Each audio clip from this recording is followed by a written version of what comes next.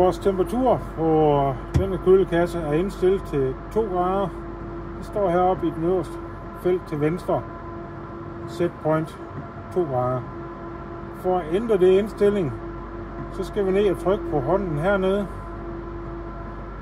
Når vi trykker på den, så kommer vi over i en menu, og der vælger vi den øverste set point ved hjælp af Enter.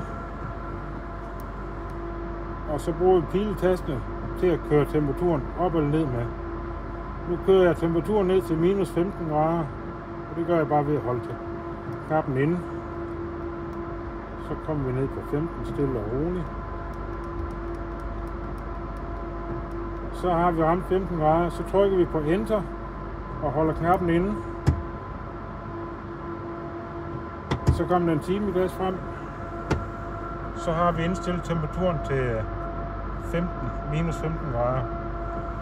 For at komme tilbage til hovedmenuen eller det foregående billede, så trykker vi på krydset. Så er vi tilbage, hvor vi startede. Så kan vi se, at vi har indstillet vores temperatur til minus 15 grader i den øverste venstre felt.